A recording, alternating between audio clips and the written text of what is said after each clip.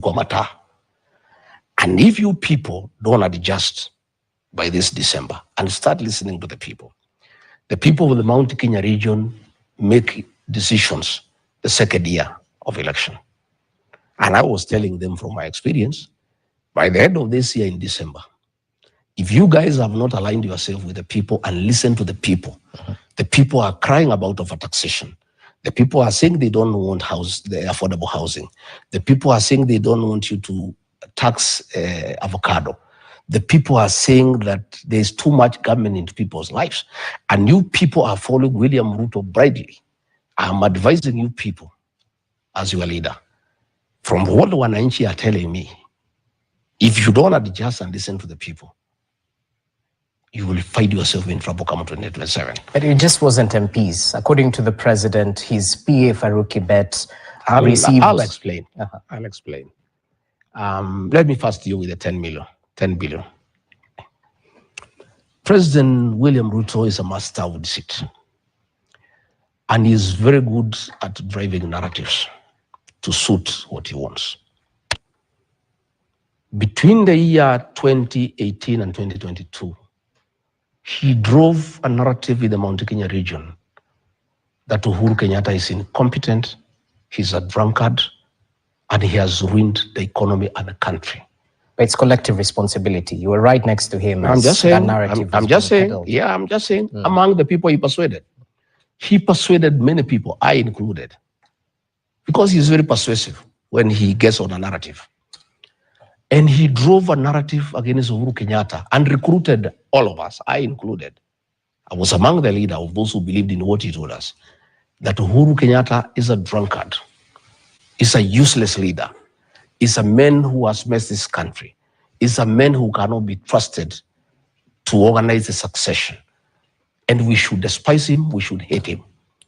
And we listened to William Ruto and he persuaded us. 5 years down the line, Uhuru Kenyatta is gone. William Ruto, the one who said Uhuru is incompetent, has come on stage.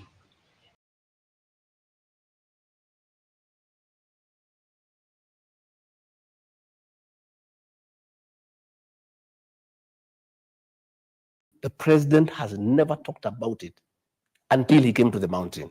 And the president had better make up his mind why he ordered me out of office. When he went to Western Kenya, he said he got rid of me because I was incompetent and tribal. He never told the people of Western Kenya asking for 10 billion. When he went to Northeastern Kenya, he said he got rid of me because I'm divisive and I don't like the unity of the country. When he went to Nyanza, he said that I am primitive, and corrupt. When he came to the mountain, he never said I'm tribal because he cannot say that. He never said I'm incompetent because he cannot do that. Okay. He said that I was asking for 10 billion. In fact, on Thursday morning, he met Madeira women dancers. There is a group of 1,000 women that I put together to dance for Uhuru Kenyatta. And then I handed them out to William Ruto. Most of them are friends of my late mother. Others are women who have educated their children from Form 1 up to university. My friends. He met them and told them, huyu Rigathi wenu alikuwa anaitisha mimi bilioni 10. Na nikaona kuliko kule peke yake, nimfukuse hii pesa nigawe na nyinyi nyote. So leo mtakula hii pesa ningepatia Rigathi. Those women, he gave them each 8,000 shillings. That is 8 million shillings. And he gave another 2 million shillings towards the funeral of their cheerleader who has died. And the women called me and said, this man is a liar. Because we know you. During the 2022 elections, Roger, William Ruto picked me as running mate because of my mobilization skills and my capacity to mobilize resources. Everybody knows I'm not a poor man. I was in a lot of trouble with the fourth administration because of funding William Ruto. The fourth administration froze my accounts so that I stopped funding William Ruto. The fourth administration blocked all my businesses so that I stopped giving money to William Ruto. I put serious money into his campaign. I am not the kind of man to go asking William Ruto to give me any money. In any case, let me ask you a question. William Ruto should make up his mind how much money I'm supposed to have asked. His chief propagandist, that is Itumbe, wrote, and it's there, I have a copy, I will give it to you. I remember, yes. That I'm asking for 6.5 billion. Okay? Sure. His Mr. Fix-It, Kimani Ichung'wa, went to Europe in an interview and said, I'm asking for 8 billion. William Ruto says, I'm asking for 10 billion. Between his Mr. Fix-It and his chief propagandist and William Ruto, can't they sit down and agree the figure that Rigathi Gachagua is supposed to have asked for? So I want to explain to you that there is nothing like that. It was just a narrative he wanted to bring to the mountain because he needed to explain to them, because he committed himself that he would never humiliate his deputy. He went beyond got rid of me. He needed something to tell the people of the mountain. But of course, everybody knows it's a lie, because if that was true, it should have come in the impeachment. Again, let me tell you, Rogers. But I have to ask you, because you're equally on record in public mentioning that President William Ruto offered you 2 billion Kenya shillings to resign ahead of the impeachment in October. Yes. So isn't that a counter narrative? No. I talked before he talked the other day. Okay. I have not talked after he has talked. So your claims are true? I said he talked to me. He sent a very senior officer in government. Well, he called me myself when we disagreed and said, I cannot work with you. I would like you to resign. And if you don't, I'll impeach you. And later on in the interview, I'll tell you why we disagreed.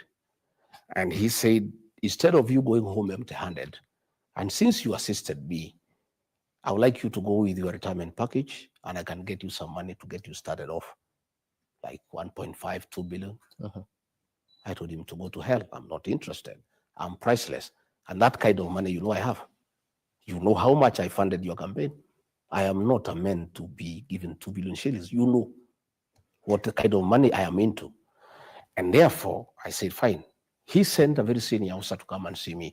On Thursday, when the National Assembly resolved that I should be impeached by going to the Senate, that Friday morning, he sent a very senior officer to come and see me. And he gave me his terms. And again, it's my ethics, because I don't record people. I recorded that conversation, giving me that offer from the president. I have that record. Okay? So the senior official was speaking for the president? Yeah, he sent me the following day. But the burden of proof lies with the accuser. We need to see this. No problem. Okay. No problem. The following day, he told the officer I should go and have a discussion with him. And I refused to go to State House. He suggested I go to his hotel, the Western Hotel. I refused. And we met somewhere along State House Road in one of the safe houses run by the National Intelligence Service.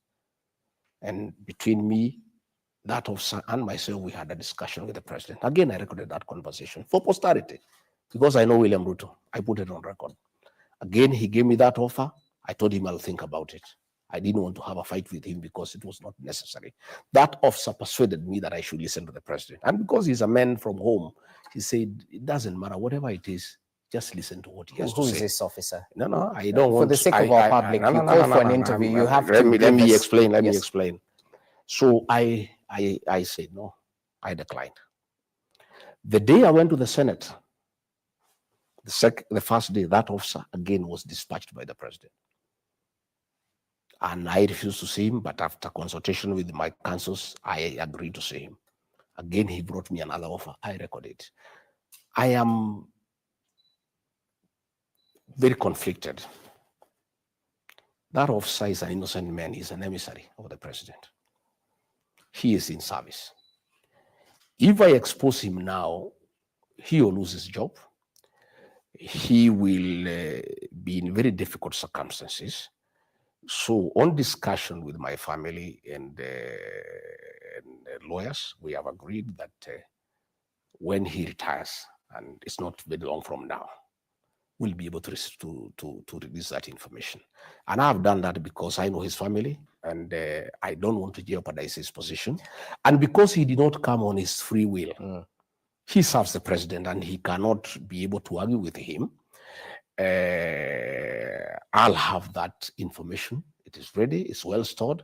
And I would like to tell these people not to try to come and read here to get it. It's not here. I've stored it nicely with somewhere, and it's in good position. Allow me to reel you in, because you're a truthful man, as you say.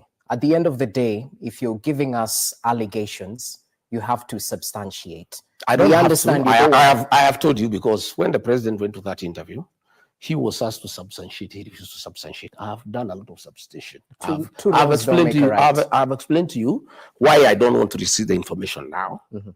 But I will release the information because it's for public information, so that between me and the president, the people can know who is right and who is not right, and who is lying to the people of Kenya. You know what your critics are saying? Yeah. Since you heavily funded the presidential campaigns in the Mount Kenya region, that you're asking of this 10 billion, or is it 6.5 billion, whichever the figure, was simply a way of returning your investment. You well know how politics in Kenya I don't think so, because when I was funding the president, there was no issue. If I needed my money back from him or whatever it is, we'll discuss. I have not asked the president to refund me any money. I'm a leader. That was an investment in the presidential campaign. He was president. I was running it.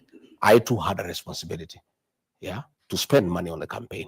And that's why I'm saying I'm not the kind of person to ask him for money. And he knows that, because I'm an astute businessman who have worked for many years and made my own money. And I was in the campaign on my own violation. The president did not force me to be the campaign. I spend my money because I thought it's the right thing to do. I mobilized resources from friends, and I did not ask him. And if I had asked him, he should have said then. He cannot say now, 6 months after.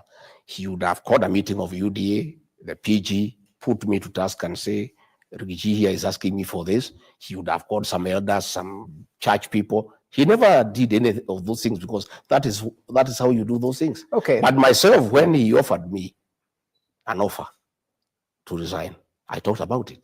I did not waste time. I talked about it because that is the situation. But it's still a narrative. We'd like to substantiate this claim, sir. I have told you what I need to tell you.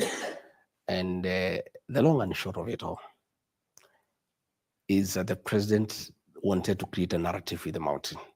And you see, these mountain people are looking at him very closely, because the things he said about me are not the things he is saying today. Okay? When he said I should be his running mate in Karen on May 15th, he had this to say. There were so many other instruments. I looked at many things. I looked at what was required of a deputy president. In the end, we all settled as a team on Gachagua, because he's an astute debater, a fantastic grassroots mobilizer, a disciplined and tireless political operative, a successful elected politician and businessman, a principled politician of tremendous resilience and fearless fighter for the right cause, an indefatigable champion. Gachagua is a self-made man, a politician of repute, and a public servant whose sole goal is to help others. Gachagua is a very passionate leader, a people's person. He speaks about the ordinary people and is concerned about matters to do with farmers. What I like about him is his passion for people issues. He's one of those leaders who are passionate about ordinary people. He's a living example of a true hustler. Then the president is here telling the people of the mountain, the man you gave me is a blackmailer. He goes to Western, he says, man is a tribalist. He goes to Nyanza, he says, this man is a primitive. Give me a break. You are talking to the same people. These same people are the ones he talked to when he wanted my services, when he wanted me to mobilize the mountain people, when he wanted to take advantage of my oratory skills to mobilize votes for him, when he wanted me to articulate people-based issues. Yet, when I say don't demolish houses for innocent people, he says I'm fighting his government. Yet, he was saying I stand for people issues. So I am saying that the mountain people, you can con them once. You can't con them twice. What they are saying, William Ruto, you successfully persuaded us to fight our own son, Uhuru Kenyatta. Please, you cannot persuade us to fight Rigathi Gachagua because we now know you. You came and told us that Uhuru Kenyatta is bad because he is working with Raila Odinga. And Raila Odinga is a very mad man and a very dangerous man, the Lord of poverty. Today, this is for him everywhere. Then the mountain people are looking at him and saying, is this the same man who made us hate Uhuru Kenyatta because he was working with Raila Odinga? Today, he is singing praises for Raila Odinga, taking him all over Africa to be the king of Africa. Right. And he wants us now to believe him that Rigathi Gachagua wanted 10 billion from him. Is this not the same man who came here and told us that Uhuru Kenyatta is a drunkard? Is he not the same man? Now he is here again telling us that our son, Rigathi Gachagua, is incompetent. Our son, Justin Muturi, is incompetent. Our son, Moses Kuria, is corrupt. Our son, Metheka Linturi, is corrupt. Mr. President, I have no capacity to advise you. Nobody can fool the mountain people twice. You fooled them once, they feel very sorry about it. They actually feel very low and very down. I want to assure you, your tricks are now known. Your games are known. You will never again in your lifetime make the people of the mountain fight their son or their daughter. They will never do it. You made us hate Uhuru Kenyatta. Okay. You made us humiliate him. You told us bad things about him that were not true. You said he was incompetent. You are the one who is incompetent now. It is very clear for everybody. Everybody is incompetent except you. Even now you are saying your new Mr. Yesa is very competent. You are the only one who is competent. Everybody else who disagrees with you, everybody else who has a problem with your modus operandi, anybody else who has a problem with your leadership is incompetent. Okay. You are the only competent person in this country. So, and with all due respect, we'll treat what you've said earlier on as allegations because you still haven't substantiated them. I have to ask you this because it's a multi-pronged question. When exactly did your friendship, your working relationship with President William Ruto start, and when did the rain start beating it? Probably before we come to that, you said that he said I fight small people. I don't fight anybody. He says that I was fighting Farouk Kibet. Farouk Kibet is not a small man. He is a co-president in this country. Farouk Kibet runs the government. Everybody reports to him. The Inspector General of Police, the head of public service.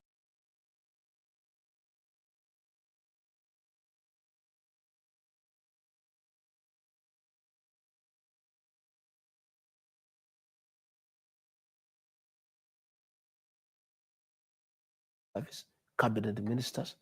William Ruto issues instructions to cabinet ministers tremble at his very sight. So Farouk Kibet wanted to give instructions to Rigathi Gachagua. Rigathi Gachagua was elected by the people of Kenya alongside William Ruto.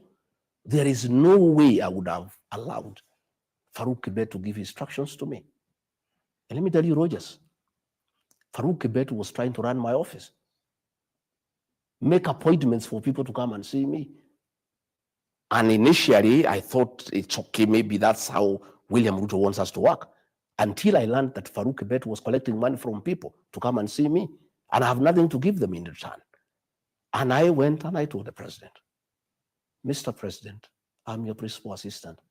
Please, your personal assistant cannot give me instructions.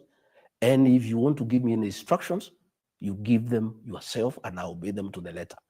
But you cannot use your PA to order me around. And your PA is taking advantage to make money from people. And I told you, Mr. President, for your information, because I'm your advisor in this matter, I will be failing in my duty if I don't advise you and tell you what is happening. Okay. All the people Farouk Kibet is clearing to come and see you, he's collecting money.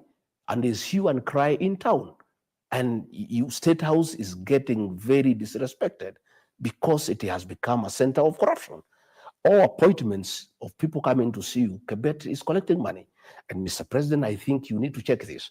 But if you want to continue with it, tell him to keep off my office. He is not going to make appointments in my office, and he cannot tell me whom to see. So can you substantiate this? Farouk Kibet is not here to defend himself. But the president raised a matter. You asking me for an answer? Yes, yes. See, I must give you an answer. But I'm not the one. I've never raised that issue. Okay. It's the president who raised the matter. I'm answering. I'm just to the people of countering what you've said. But you've said that he's the one. But I'm saying, Rogers, the president said that I'm fighting with small people. The answer is that Farouk Kibet is not a small person. So you're fighting big people. Fine. I was not fighting big people. Yes. I was telling the president, I'm elected. I'm not going to take instructions from your personal assistant. And I'm not going to allow him to push corruption in my office. If you want him to practice corruption in your office, you can go ahead. But you just said he was collecting money for people to meet with you. I learned the few people he had asked me to see. Later on, I heard noise in town that people are going to see the deputy president. Farouk has collected money on his behalf and he's not doing anything for us. That is when I got alarmed. I faced Kibet and he told me off. He said, I must make money. Hii serikali tumetafuta, mimi nimeumia na William Ruto miaka mingi. And actually, when I talked to the president about Farouk Kibet, he said, wewe achana na Farouk, atafute pesa kidogo ya kukula bana. Hii mtu ameumia na mimi miaka mingi, akipata hapa kidogo kidogo yuko makosa gani? So I'm the only man who would tell him off. Okay. When he says that I'm fighting small people, I don't know Itumbi. You can see the things he was writing about me. And Dennis Itumbi, the chief propagandist for William Ruto. Again, he's not a small man. This government of William Ruto is run by Itumbi and Farouk. This Itumbi, all these statements you see ministers issuing, like the one DCI has issued about the violence yesterday in Mweki. Dennis, who crafts them. He crafts the messages, and you can see even that is language. He gives them to read. And my problem with that so-called small man is that they work in cohort with the president. And he hangs around State House. And if you have a discussion with the president and he doesn't like the way it is going, he sends him a text, and Dennis walks into the president's office and says, Mr. President, you are late for the next meeting. And the president brings the meeting to a closure. I had not realized that until I studied. I saw there is a pattern. And anytime I had many issues with the president that were not pleasant, I would face him and say, this is not right, this is not good, and I would win the argument, and he doesn't like it, and he would like to bring a meeting to a closure. Somehow Dennis walks in, and I saw a pattern. So one day we were launching, the president was going to sign, the housing levy law, bill into law. And I was with the president in his office, the two of us, and I had a very hot conversation with him. And I was telling Mr. President, Kenyans are not interested in affordable housing. And people are very unhappy about the taxation. And Mr. President, only a fool doesn't change his mind. Let us look this thing. And please, from the feedback I'm getting from the ground, and Mr. President, I was elected with you. I mean, it's my job to tell you what the people are saying. And since we are elected together on a joint ticket, when I see we are going down and I don't tell you, it is not fair. Then when we were just continuing, I think he took a phone, Itumbi comes. And he said, Mr. President, we need to go. And I told Itumbi, my friend, next time you interrupt me when I'm with the president, you know who I am. Get off. I am the deputy president. I was elected with the president here. Who are you to come and interrupt our discussion? Do you know what we are discussing? The president just looked and said, I think we go. Okay? So that is how I raised that issue. And I told him, Mr. President, how do you get these people to come and interrupt a meeting with your deputy all the time? So that those are the issues we were saying. Well noted. I was fighting with small people. Just to take you back briefly, because we're stuck of time, how much did you fund President William Ruto's campaigns? No, I will not go into that. It's not necessary. I don't think I need to go into the details because I was also a candidate. I did not necessarily fund William Ruto. I funded the campaign because I was part of the campaign.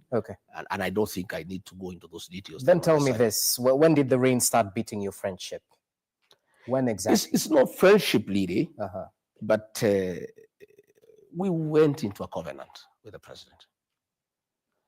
And the president was here many times, here in this house, down, beaten, harassed, frustrated, and he would come here for comfort. And my wife would pray for him. And we went a long journey from 2018 all the way to 2022. And I believed him and I trusted him. And since I'm a man of honor, I took his word for what it was. And we agreed many things, but we never wrote anything down. And that is a mistake that I made, that I regret today. And my community, the Mount Kenya people, regret today, but they have forgiven me because William Ruto is very deceptive.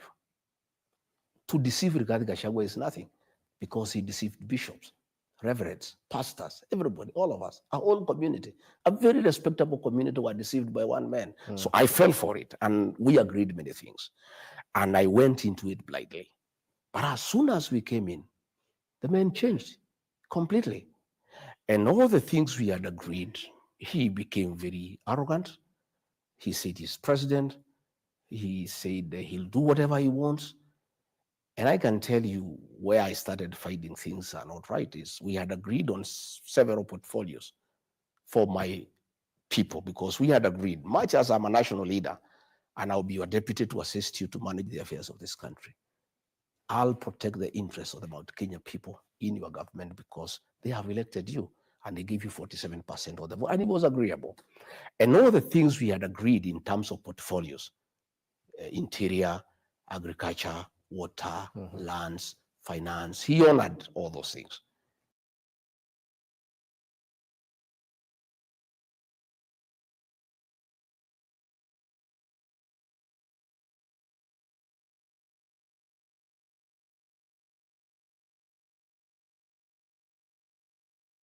Without any reference to them. And I realized he had conned me and the community. So that's when the issue started. That is one of the issues. Okay. Number two, he keeps on saying people are tribal. He has accused me of tribalism. When we were appointing PSs, I asked him, since I was a public servant for a long time, we need institutional memory. These PSs are civil servants. Much as they served Uhuru Kenyatta, they are career civil servants. Mr. President, why don't we retain several of them for continuity instead of bringing everybody who is new? He said, no, hiyo watu wa kwende, hiyo ni watu ya Azimio, ni watu ya Uhuru. But there were some PSs who were retained. No, let me explain. Let me explain. Let me explain. That's where I am. He said, wa kwende hiyo watu. Staki kuwaona. We'll get our own people. They will learn on the job. I said, Mr. President, we are new, me and you, we have just come. If we have new ministers, we have new PSs, the country must continue. Why, please, from my people, from my community, the region, I have 5-6 people I would like you to retain. And for you, as you can retain what? Then we are, okay, he overruled me, I kept quiet. Then we worked on it and we agreed on the list. And we got all new people, okay? And I went home. All new people? All new people. In agreement between me and him. Okay. I came here. At first, the list had changed. From his community, he retained 5 PSs. From his community, he retained Belio Kipsang. He retained Julius Koril. He retained Kipto. He retained Kimtai and Dr. Tum. From my region, he retained one guy.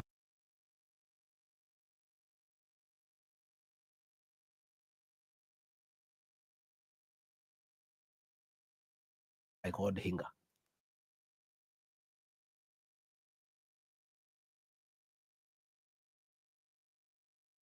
This is not fair. You have started shortchanging me right in the beginning of our government. He told me, Rigathi, Kama you want to be the appointing authority, my friend, you run for president, you can appoint the PSs you want. This is my government. Now, Ukwende, and he switched off the phone. That is, and when I hear him that was talking, in 2022. Yeah, 2022. That was the second month in government. So when I hear him talking about tribalism, that Rigathi Gachagua is tribal. When you look at the way he reappointed PSs from his community and chased away all the other PSs from all the other communities, except his own community. When you look at the appointment of CEOs in parastatus, there are more than 60 from his community. And he talks about tribalism. You know, I've heard him saying hatutaki ukabila. You know, hii Kenya ni yetu sisi wote. Sisi bwana hatutaki ukabila. Mnikubalie niunganishe wa Kenya wote. Hii Kenya ni yote sisi wote. Then more than 60 CEOs of parastatus are from his community. Okay. That is where I just realized things are not what I thought they would be. And when I tried to talk to him, he was very abusive. And I kept quiet because I didn't want to have a fight with him. I just, you know, played along, and we just continued, you know. And then along the way, he started purging people from my community. He wanted to get rid of the Commissioner General of KRI, Mr. Mburu. And I said, no, Mr. President, we agreed with you that 1 for 1. I mean, if you want to change Mburu because he was Uhuru's, you replace him with somebody else. He said, okay, no problem, let him go, we'll replace him. When the replacement came, he took me around, he gave it to somebody else from another region, you know, and like that. And then we went to Earth Water, he sacked somebody called Engineer Thoita. Okay. Like that, we went to the sports fund, he removed somebody. With the time I realized that he had, in a very calculated manner, having a purge on my people. And I started now fighting back. And I would face him and say, Mr. President, these people from this region voted for you, 47%. You will not be president without their vote. They are asking me questions that I cannot answer. The issue of pending bills, 900 billion. People came to me to see me. And I saw him, I said, Mr. President, for us to improve circulation of money into the economy, why don't we make the payment of pending bills a priority? Sema hiyo watu ni watu ya Uhuru bwana. Hiyo biashara walifanya kwa Uhuru, waende watafute Uhuru walipe. I said, my brother, that was a government that was legal. It was not an illegal government, even if it was headed by Uhuru Kenyatta. Mm-hmm. The liabilities of government under President Uhuru Kenyatta are our liabilities. Money that we have borrowed from foreigners, we are paying, even if it was borrowed Uhuru's time. Mm-hmm. Even this money that our people have worked on, he said, no, wacha tufanye mambo yetu bwana. And I just realized that the priority was to do new business, so that people can have their cut. They didn't want to pay money for old business because they were not part of it. You know, those are some of the issues that started giving us problem and we went along. And thanks for clarifying that, because people might wonder, where exactly did the rain start biting? But I have to be the devil's advocate here, Your Excellency, because at the end of the day, the people who still associate you closely with the head of state, since you campaigned for him vehemently before the 2022 general election, and thereafter, that's when, you know, this working relationship was a little bit skewed. To those who equate your complaints the same way as they equate those of a jilted lover, that since you faced the axe, now it's obvious that you won't go around praising the head of state. I didn't start saying I have a problem with him when I was asked. I started saying before, if you remember. On June 25, when policemen massacred our children, the president called a press conference and he did not invite me and say the agencies are criminals who are prisoners. The following day, as deputy president, I called a press conference in Mombasa and I told him off. I said, these are not criminals. These are our sons and daughters. I had not been jilted. I had not been asked from office. I stood firm. But let me tell you, one of the issues I disagreed with the President William Ruto up to today, and I will never give in, was abductions and extrajudicial killings. I am a father. I am a Christian. I am a husband. I am a leader. I am an elder in my community. Children are our flowers. You cannot kill children because they're asking questions. And the questions they're asking are legitimate. That we are running down the country, that there is too much corruption, that we are not listening to the people. Those young Gen Zs were listening legitimate issues. that I had personally raised with the president. Allow me to interject. And I can tell you, Yeah. after that, he accused me Okay. of having been behind the Gen Z protest. Okay? And I said I was not behind the Gen Z's protest, but I associated myself with what they were saying despite being deputy president. So you cannot sit here and tell me that I've started raising these issues, because we disagreed or because I left. You remember, in the Senate, there was an accusation against me that I had opposed evictions of people from Nairobi River. I raised that issue when I was deputy president. True. There was an accusation that I rejected the haphazard relocation of traders from Wakulima market. I started disagreeing with the president a year ago. Our disagreement around October was the culmination of a whole year of total disagreement. Okay, but I'll have to voice what critics say. At the end of the day, Warren Live lost during the 2023 Azimio protests. Did you speak vehemently against that time, the first 1 year. The first 1 year. Briefly, as we take a break, yes. The first 1 year, I believed in the president. And you heard him excuse me that I was not defending government programs. Wewe kushasikia Rigathi akienda kwa TV kutetea housing program. Wewe umesikia Rigathi akienda kutetea education model. The first 1 year nilikuwa naenda, and there are clips, until I realized the affordable housing is a fraud. It's a business venture between the president and DEFCI to sell cement, to sell steel, to sell mabati. I stopped defending it. Well, DEFCI is not here to defend No, he's not here, but I'm Yes. just saying. Okay. And I stopped defending it. And even the president tried to tell me to go to TV to defend the housing program. I told him I'll not go.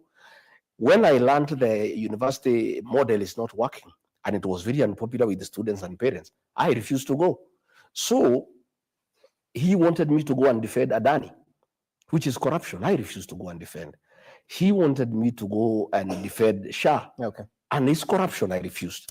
But my question, I am saying. Allow me to ask you, yes, because my question is centered on the 2023 Azimio protests. Did abductions start in 2024? They started in 2024. They started in 2024? Yeah, the real abductions, and I can tell you, there's no fake abductions. No, I'm just telling you, when it became clear to me, is when 101 officers from the administration police, on the authority of the president, were transferred to the National Intelligence Service and given very extensive training, is when we started getting people complaining that people are disappearing.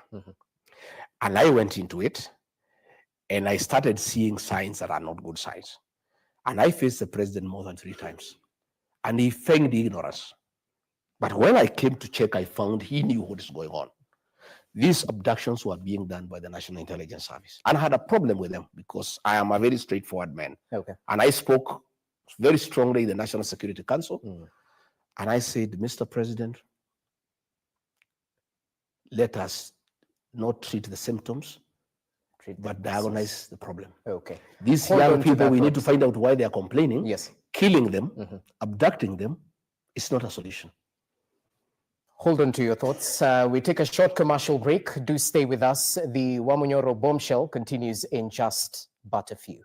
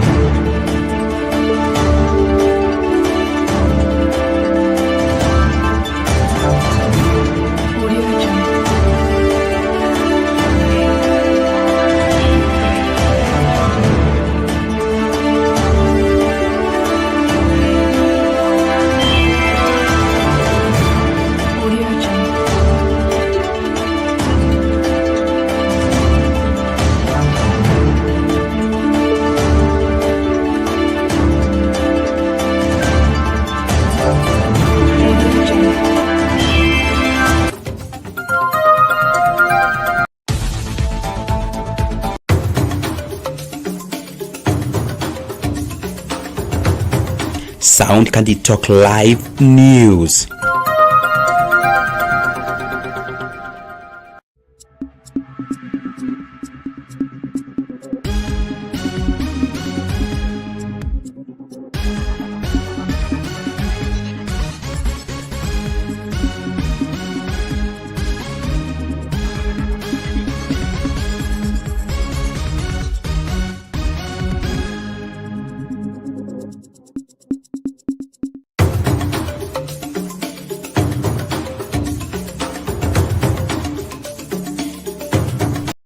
Welcome to Sound Candid Talk News Special Edition.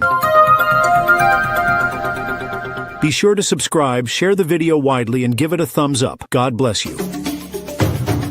This is the story of Frank Okoth, a 19-year-old Kenyan whose life is nothing short of a miracle and an inspiration. A young man who, against all odds, survived 6 gunshots during the tragic June 26, 2024, Gen Z protests in Nairobi.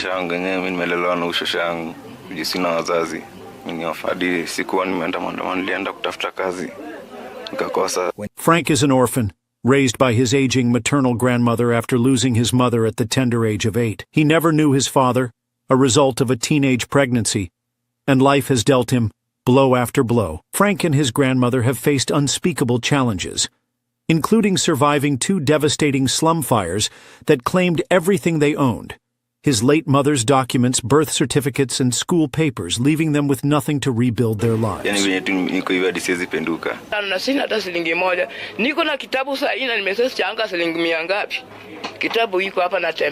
Forced to drop out of school in Form 2 due to a lack of fees, Frank started doing manual jobs to provide for his grandmother. But on June 20, the former Deputy President of the Republic of Kenya, Rigathi Gachagua, on a raft of issues that are playing out in the political scene. Thank you for your patience. I cut you short right before the break. With all due respect, somebody has just sent me a text I saw during break from Rugoro Ward saying that they were amused by President William Ruto and lies, because when he spoke, he said that he is the one who built the road to Amonyoro. And somebody had just said, to people, they are just laughing. He's such a liar. That road from a place called Marua, Gatunganga, State Lodge, Kiamariga, Karandi, Wawambui, Wamonyoro, Irori, Mukavuru, was funded by President Uhuru Kenyatta in the year 2019. I commissioned that road in the year 2020. And that road was constructed long before William Ruto was elected president. So the people of Wamonyoro and the people of Rugoro are saying he's such a great liar, and he should be doing his homework before he lies to people, because anytime they see him there... Are you looking for video live streaming services? You want your church services to be on air? You do not know where to market your goods and services? At Sound Candid Talk, we deliver the best live stream services for your events, product and service launches, conferences.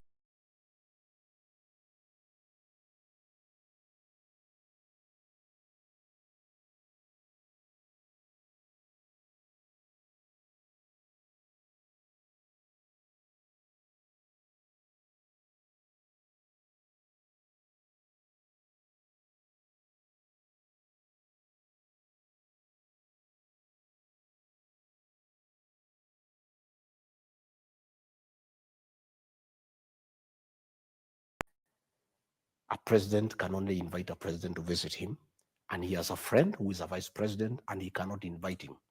So he wanted me to invite him on his behalf. I recall you said this. And he had a letter. Yes. I signed that letter, and Hemeti came, and we met, we discussed about Kenya and Sudan, but that was not the purpose of the visit. I took him to the president. Later on, I realized they are doing business. After some time, it became clear to me that the international community had placed international sanctions against Hemeti because of genocide, killing women and children, displacing people, and no other crimes against humanity. So President William Ruto called me again and told me to invite Hemeti again. And I told him, Mr. President, this is a butcher of women and children. And he is using our country through your friendship, to bring gold from Sudan, clean it in Nairobi, take it to the Middle East, use the funds to buy arms to go and kill people in the Sudan. I told him, Mr. President, I am a father. I am a Christian. Just the way we are killing our children here through abductions, I cannot be party to what is happening in the Sudan, and I cannot invite Hemet here because he's coming here to clean his gold here, sell it in the Middle East, buy arms, go and kill children. I said, I will not. He said, you must. You are my deputy. This guy is my friend. We are doing biashara. Do you know by him not coming here what I'm going to lose? I said, Mr. President, I'm not going to do it. I'm not going to invite that man here. So you invite him yourself or do whatever you want. He said, wewe Rigathi umekuwa mjeuri. I am instructing you to sign a letter here to invite a vice president of a country. You say you cannot. I said, I won't. This man has international sanctions against him. This is a man who is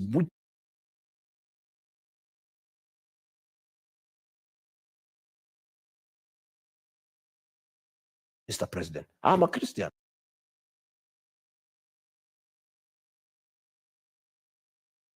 Foot down. And then he told me, oh, Taniona.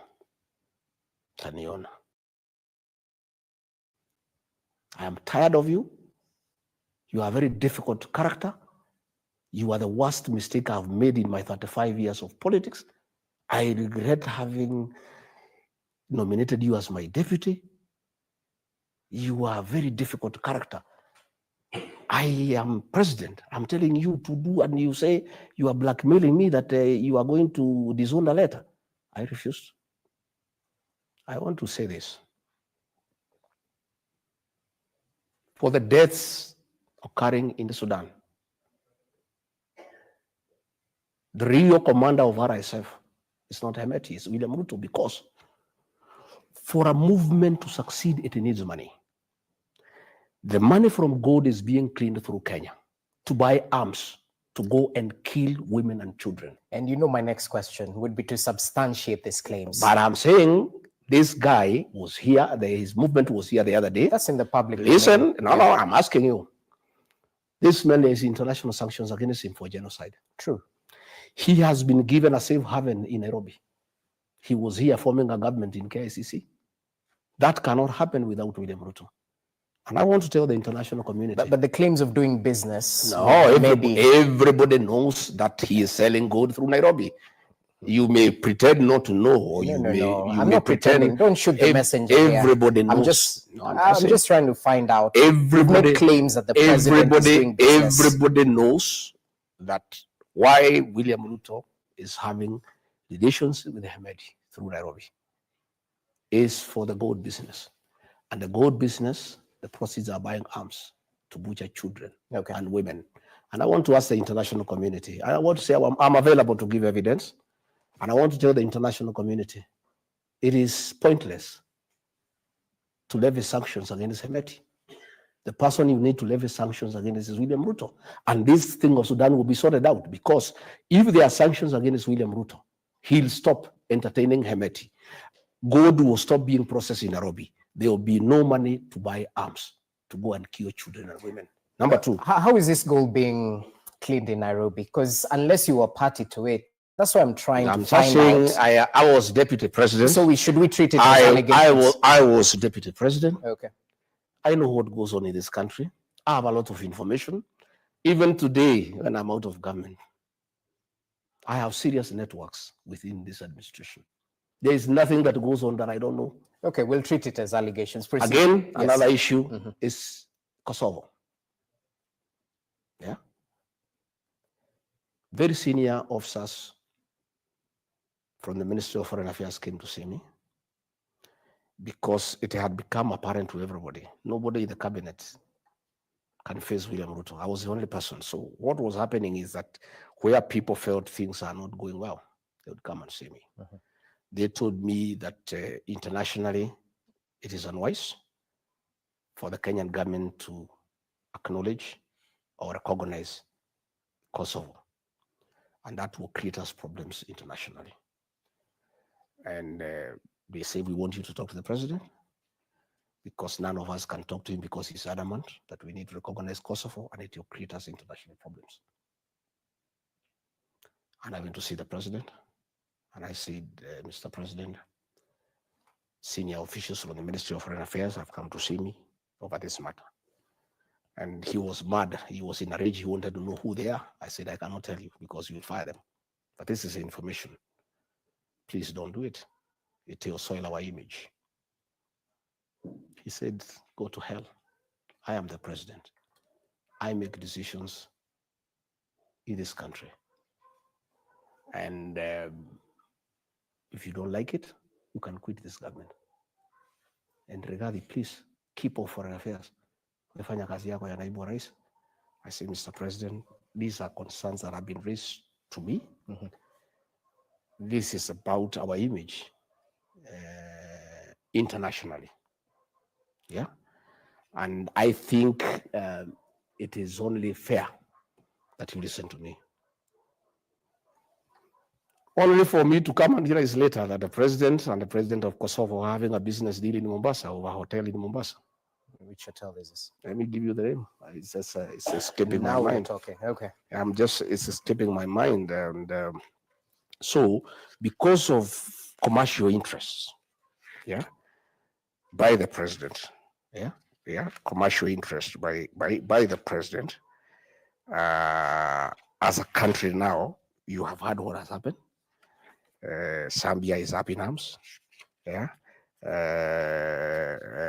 Moscow is up in arms. Yeah.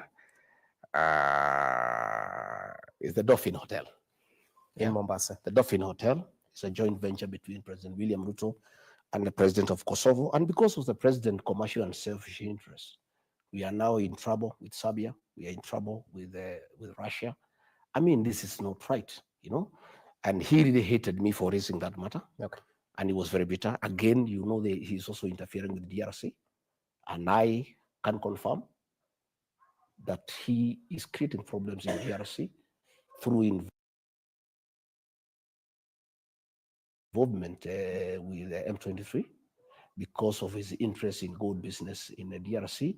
And as the chairman of the East African community, William Ruto can also have a problem in this region, because he is an interested party because of commercial interest. And that is why you found that our embassy in Kinshasa was attacked by the people of that country because of our involvement, you know, in the internal affairs of that country and involvement with the rebel movement against a legally established government. Right. So these are things that the president and I were disagreeing from time to time, because I told him, you know, again, people from foreign affairs came to see me.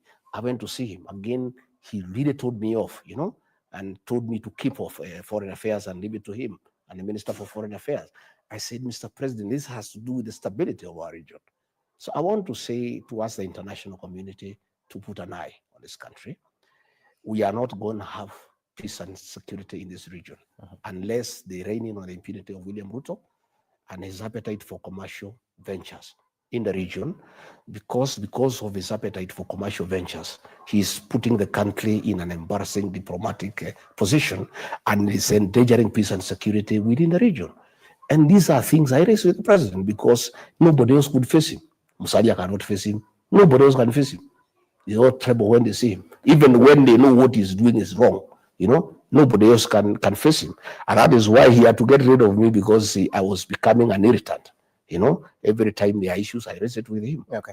And yeah. So you've mentioned Dolphin Hotel, and we'll definitely try and look up at the ownership of that hotel. Oh, you'll never see it. It will be hidden. There's a lawyer called Adil. He'll have fixed fixed the proxies. You will never get to it. But I've told you, let the president tell us that the president of Kosovo is not involved in that venture. Okay, and just to clarify, the DRC embassy was attacked due to the president's statement when he said he had called Macron the president from France. The real thing is his involvement. The real thing is his involvement in matters DRC and his dalliance with M23. Where's the evidence? At the end of the day, I'm a journalist. So I'll have to try and. You need to dig a little bit further. I've given you the angle. you need to do a bit more investigative journalism, and you'll come and tell me what I'm telling you is the truth. Okay, so in retrospect, because you seem to corroborate with what the former CS Justin Muturi said in an interview last week, Friday, if I'm not wrong, where he said the president is irredeemably corrupt and is unfit to lead this nation. So from where you sit, how much has Kenya lost due to these dealings by the head of state? Well, Kenya has lost 38 billion shillings to Italians on Arol, Kimorel, and Itare Dam. President William Ruto says Muturi is incompetent. That is a lie. Muturi was a very competent Attorney General. He's a patriot. He's a hero to this country. President William Ruto had serious problems with Justin Muturi because he would never agree to give a nod to corrupt deals. Justin Muturi was ordered by President William Ruto to sanitize Arol and Kimorel, and he refused. And the president said the case between us and the Italians, we had a very weak case. And he told the president, no, we have a very strong case because these people never delivered anything, but they were paid 38 billion shillings. So we have a strong case. He said, no. The criminal charges against those people were withdrawn by Nurdin Haja's DPP. And the president picked a team without Muturi to go to Italy, headed by his private lawyer, Adil, as chairman, Nurdin Haji and Kennedy Ogeto, to go and sanitize Arol and Kimorel. And that happened. And Muturi was not involved, and the president was very bitter with Muturi. In fact, I heard him saying Muturi is incompetent. One day, I heard something. We were in a place called Kanyuambora on the 7th of August, 2024. That is just after he had removed him as AG and appointed him as Minister for Public Service. So I heard him telling the Muslims that he had a very incompetent AG. You know, he has double speak. This is what he told the people of Kanyambora. William Ruto says different things depending on who he's talking to. When he wanted to please the Muslims of their issues, he says Muturi is incompetent. But when he was in Embu in Kanyambora, to please the people of Embu, he says something different. He says, asanteni sana watu wa Kanyambora kwa kunipatia huyu Justin Muturi. Amenisukumia sana mambo ya sheria. Sasa nimempatia kazi ya kunisimamia wafanyikazi wote nchini Kenya. He was saying how competent he is. One day, President called me and he was in a rage. Actually abusive.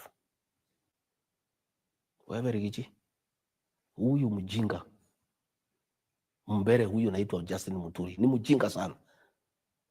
Can you look for him? Umwambie, I am his appointing authority, mimi ndio rais.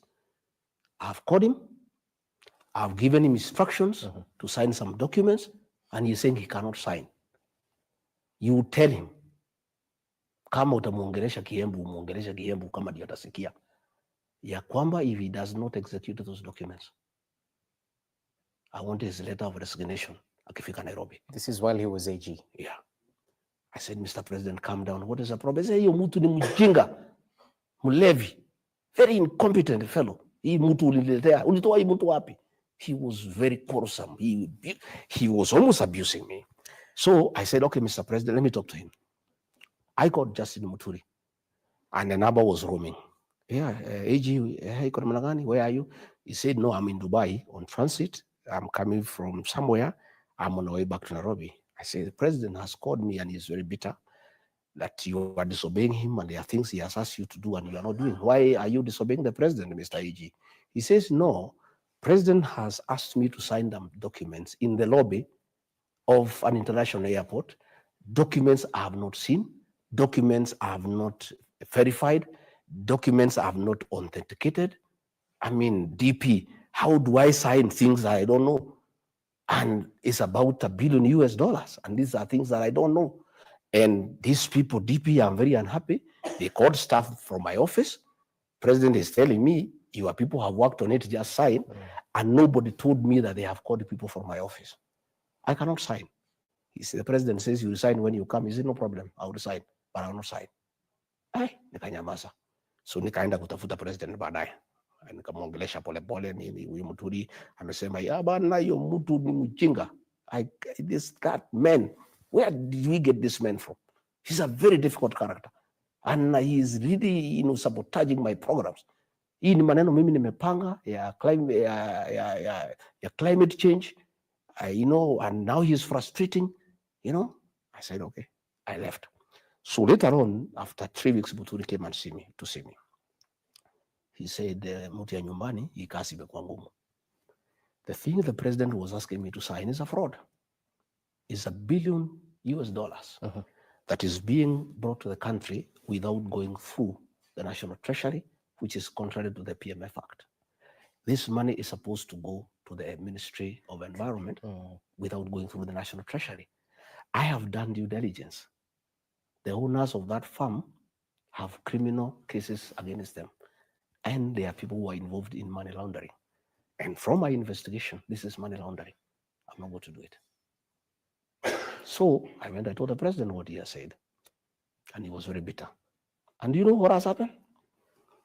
Since Justin Muturi refused that thing, the talk of climate change for the last 1 year, you have not heard the president talk about climate change. That 1 year, 2023, he was talking about nothing else but climate change. It was a scheme for money laundering. We were talking about planting 15 billion trees. That deal for $1 billion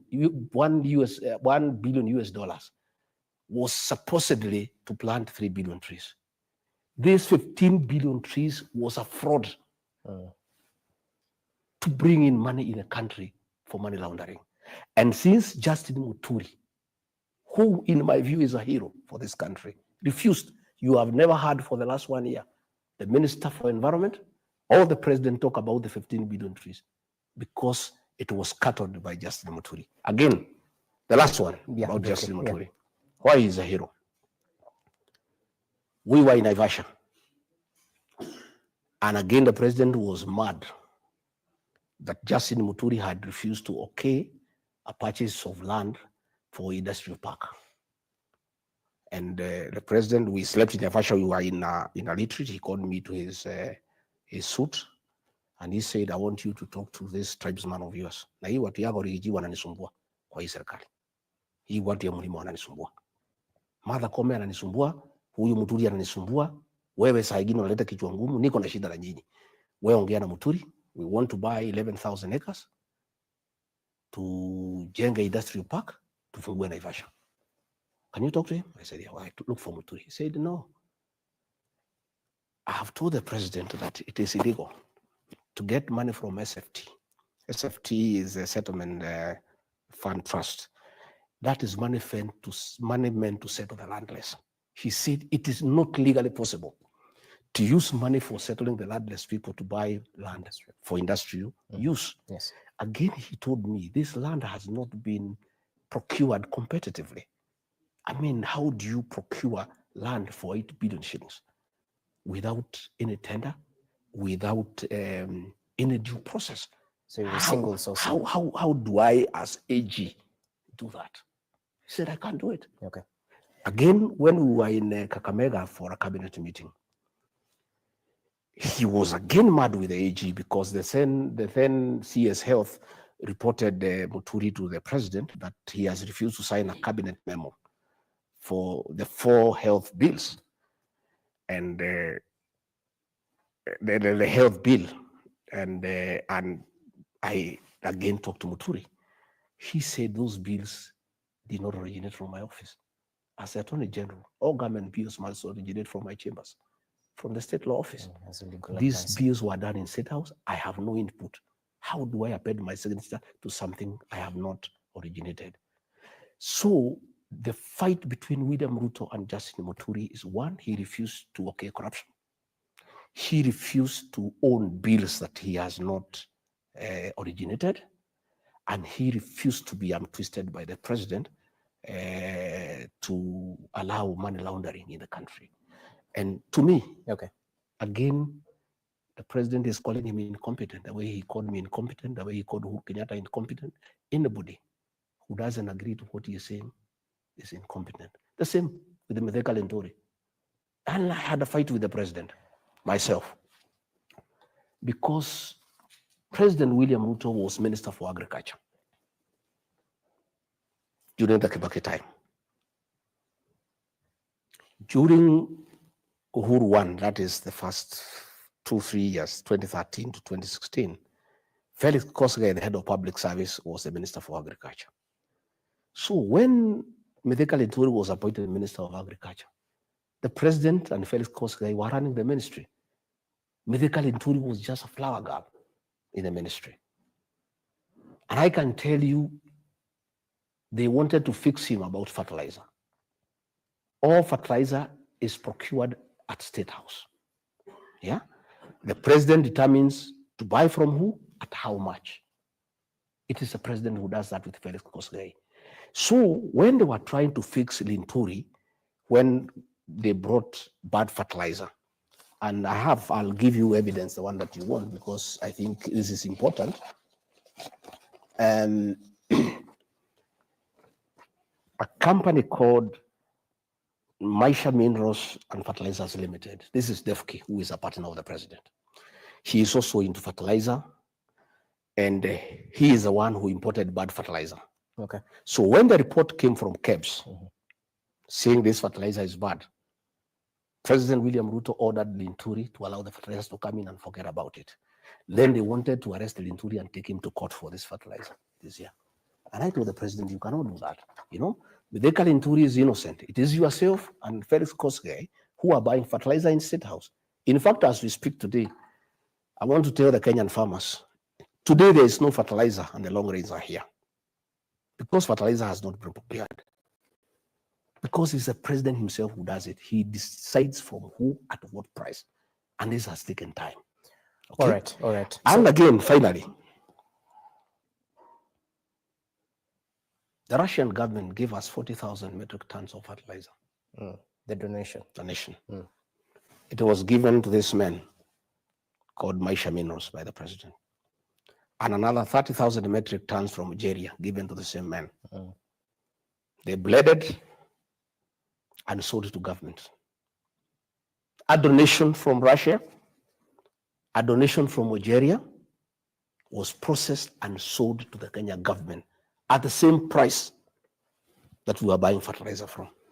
And I would like you, now that I've told you, go and ask the Ministry of Agriculture, the fertilizer that came from Russia as a donation, which farmers were given free of charge? The ones that came from Nigeria, which farmers were given free of charge? The president gave it to Maisha Minerals, Defke, his friend, blended, packed, and sold to the Kenya government. They pocketed billions of shillings. That is why we are saying what Muturi was saying, it is true. You know, the president would speak in cabinet. Hey, mimi, sitaki ufisadi katika serikali yangu. Na mimi, I'll be merciless to anybody who is caught up in corruption. You know, people will just look at him because all the procurement in this government is done by William Ruto. In fact, in cabinet, behind the scenes, because nobody could speak openly except me and maybe Muturi. The president in cabinet, behind him, is known as the principal procurement officer of the Kenya government.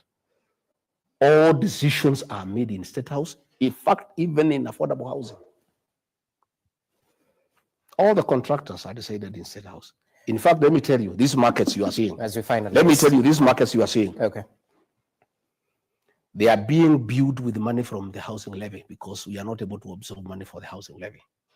And that is illegal, of course, because the money was collected for housing, but it's doing the markets.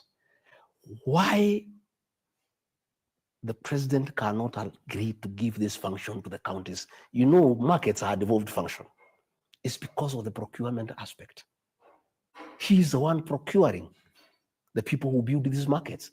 And then when he finishes building, he gives them to the counties. I want to challenge President William Ruto. If you are not involved in corruption, President, make a decision tomorrow. This money for markets, transfer it to the counties. Let them procure, let them supervise, let them open the markets. You have no business, Mr. President. All right. Like now when he was in Central Kenya opening markets, he's not interested in the end product. Okay. His interest in this market business is the procurement aspect. And that is why despite the fact that markets are a devolved function, the president cannot let go because he's micromanaging the procurement of markets for his own gain. He's the one who negotiates with the contractors. In fact, why the president has no time to fix this country, he spends most of his time on procurement.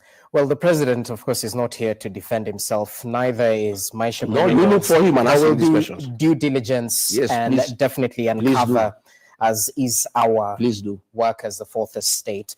So all things said and done, you seem to be hinting to the fact that commercial interests supersede the national interest. Absolutely, in this country. this is a commercial government. The government of Kenya, led by President William Ruto, is a transactional government. It's a commercial government. Everything is driven by commercial interests. Even while you diplomacy, are international relations, local issues, markets, roads, everything is commercial.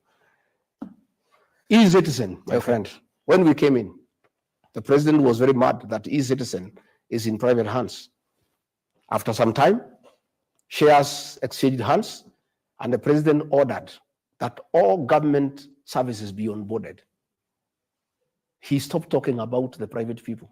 70% of E-Citizen is owned by private people. Your guess is as good as mine. Ask Adil, he'll tell you who are the owners of E-Citizen, who is the owner of Fuliza. Today, they're the ones benefiting from that 50 shillings. That 50, any time you say citizen, the Madrins at State House have your money. This government is a money-making machine, and there is no national interest. There is no concern for the people of Kenya. And we may reach a point we may ask the people not to pay taxes because it is a government, everything is an enterprise. You know, there is nothing that is being done for national interest. And everything starts and stops with William Ruto. So we haven't been able to converse one issue, and that's to reflect on the president's 5-day campaign-styled development tour. I hope that passes with you. Because at the end of the day, there was so much tension before his visit. There was speculation that perhaps the ground might be hostile. But we saw the crowds in their numbers welcoming the president. Some leaders were jeered and booed, but that notwithstanding, critics argue that you might be losing your grip on the Mount Kenya region, that perhaps the decamping of the Maragua Member of Parliament, Mary Wamaua, is a writing on the wall of things to come.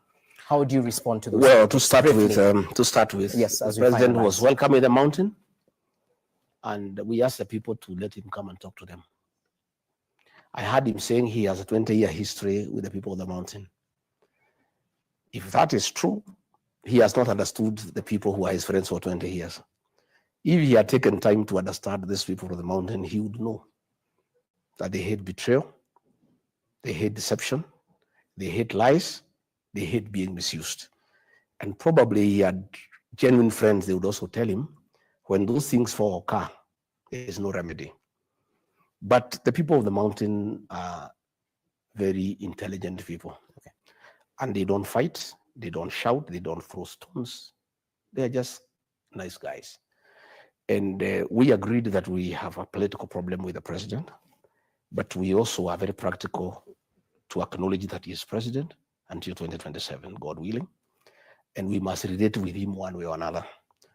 And in our own way, because we know how to converse. We don't do it in public meetings. We are very silent. There was an agreement and understanding among the mountain people that our relationship with the president going forward is commercial and transactional. And the people of the mountain are business people. We said if anybody has some money to bring to us, we take it, because even when you own a shop, you don't have to like your customer. What is important is if he has money to pay you. So we ask our people, come out and welcome the president. You saw the number of buses, the mobilization, the borders, 3,000 each, the dancing women, 2,000 each. Allow me. There was too much money. Because there are claims of mobilizing financially. The president's men yesterday disregarded these claims. No, that is okay. But you saw the clips. You saw people being coached what to say. You saw money changing hands. I didn't see. That's why I'm asking. But you have the evidence. No, I'll give you the clips. You have seen people saying you were promised 2,000, you were given 1,000. But we are saying It doesn't matter. The president is happy. He got good photographs. He got good options. And that is fine. He's welcome again in August. And if possible, let him come in December. We need him because we need money for Christmas. He's most welcome. The people of the mountain have made some serious decisions. Those decisions cannot be changed by anybody. They cannot be changed by anything. And we are not fighting. I am not fighting with the president for the control of the mountain. I heard he said he's the king of the mountain. Let him be the king of the mountain. And if he's the king of the mountain, he did not go around. He should have just used his chopper, go to the Lenana Peak and pronounce himself as king. If he wants to be the king of the mountain, let him proceed. About, I don't know, MP decamping from where? The people of the mountain don't follow leaders. It is the leaders who listen to the people and where they want to go and align. That is what I do myself all the time. So she listened to the people and decided to become. I'm saying, if that is what the people told her, yeah, that's what I'm saying. Okay. If that is what the people told her, it is fine. But what I know is that the people of the mountain are not led. They tell the leaders where to go. So if the president believes he has the ground in the Mount Kenya, he's the president. If he believes he's a kingpin of the mountain, so be it, as we are not bothered. All we know is that we have agreed on how to go politically. The people of the mountain have told me that we made a mistake to go to an election without our own political party. They have said that will never happen again. They have asked me to form a political party, a national one, which I have done, which will be announcing in May. That is what they have told me. Again, they have told me that they will not agree to be divided, and our vote will go to one basket. That has been agreed. Again, they have told me they are aware the president wanted to isolate us, and that is why he had a meeting in Mount Elgon, where the MP for Webuye announced where the president was there, that they will unite everybody to isolate the mountain. They are aware of that, and therefore they have told me to look for friends, and I'm doing that, and things are going on very well. About what will happen politically, that is a story for another day. Let's keep on observing. Okay. And are we asking the president? He came to the mountain. People of the mountain welcomed him. Nobody disturbed him. Nobody jeered him. Of course, his cronies had a very difficult time in Nyandarua and Lari and Githunguri. And why they had a problem in Nyandarua, Lari, and Githunguri, those three places are unique. Nyandarua is the home of the Mau Mau struggle. Lari is where we had the Lari massacre. Githunguri is where the independent church started. That's where this struggle for independence started. The people of the mountain had a big problem with the traitors and collaborators than the white colonialists, because the collaborators and the traitors made them suffer a lot. The people of Nyandarua and Lari and Githunguri cannot stand traitors. That is why you saw that reaction. Okay. They didn't have a problem with William Ruto per se, in terms of showing that they are unhappy. But people who have betrayed the community, the people of Lari, the people of Githunguri, the people of Nyandarua could not hide their feelings. And as we finalize on this, just briefly, you mentioned that the mountain has left the Kenya Kwanza administration, specifically the UDA party, to the rest of the country who are watching the masses and the claps and some instances of boos and jeers. Does it poke holes into your submission that the mountain has truly left the mountain? I don't know. That is subjective. But let me also tell you, even William Ruto, yes, where he sits, if he is honest to himself, he knows he was talking to his money. He was talking to his money, and a man can do what he wants with his money. He could have put the money in a big heap in State House and talk to it, or decide to take it to the people, give them, and put them together and talk to them. That is his decision. Okay. And he can come to the mountain. The meetings will be as big as he wants, depending on how much he wants to invest. The quality of the meeting, the clapping and the cheering, will be determined by what he wants to invest. We are business people in the mountain. We are commercial people. Our relationship with the president going forward is transactional, is commercial. And it is him to determine that relationship for now. how does he want to relate with the people of the mountain? There's only one thing that is not transactional in the mountain, the vote. That is never sold. Okay. But clapping, attending your meeting, saying sawa sawa, that one is, those are services that are freely available to anybody. Well and good. As we finalize this chaos that erupted at a church service in Mwiki just yesterday, where you were in attendance, we saw a group of unidentified men storm the sanctuary, briefly halting the event, and they were demanding payment from you. Yes, nobody was demanding payment. If you saw in the morning, even before we left for Mwiki, a blogger who blogs for the president had already indicated that we shall be having a problem for people demanding money. Okay, he had already said in the morning, and it is there. We'll show it to you. Even before we went, okay. He said that we are going to Mwiki, and people will come to demand there for their money. So the people who arranged the goons, the governor of Nairobi, they gave them a narrative to say that they're asking for money. I got this information the night before. I have people right inside government, in police, DCI, National Intelligence Service. And that's okay, but at the end of the day, we're looking for proof. I am just saying, when I got that information, I've heard DCI saying that the police were not aware we were going.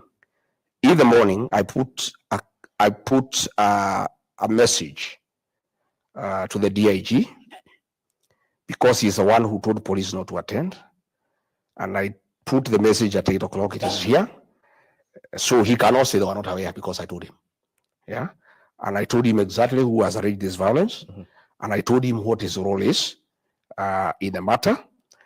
And it is not the first time goons are being organized against me. If it was the first time, they organized goons in Limuru. Today I've heard this, I say they are investigating. Limuru, it happened in November. Nobody has ever been arrested, despite the fact that the people are known and they were there in pictures. They attacked me in Shamata in December. An inspector of police who threw tear gas at me, he has never even been transferred. In Nyeri, during the ACK, goons that are known were there. So what is happening is that the president has been cheated by his cronies here in the mountain. That the mountain can come back if you get rid of Rigathi Gachagua. He is the one who is inciting them. And if Rigathi is not allowed to move around to incite the people against you, you can recover the mountain. So let's do everything possible to make sure he doesn't go anywhere. For his information today, I want to tell President William Ruto, I don't need to have to go anywhere for me to talk to the people of the mountain. The people of the mountain have a way of communicating without going to a public rally. And decisions are made and agreed on, and that is what is happening. When you decided you are coming to the mountain, we communicated people to come out in thousands and pick your money, and that is what happened. I have a way of talking to the mountain people without going there. Probably he can lock me out of the rest of the country because I don't know how to communicate with those people. But for the mountain, it's an exercise in futility. Okay. And I said, when I was told, the people who told me were advising me not to go. They told me the gangs there will kill you. I said, I will not cancel. If they kill me inside the church, because I'm a member of PC, I'll be a martyr. And I'll go straight to heaven if I'm killed in church. And I said, I cannot run away. I'm not a coward. I'm a son of the Mau Mau. And when they came, I want to thank the Christians. The men did what we do in our community. They rise to defend the women and the children.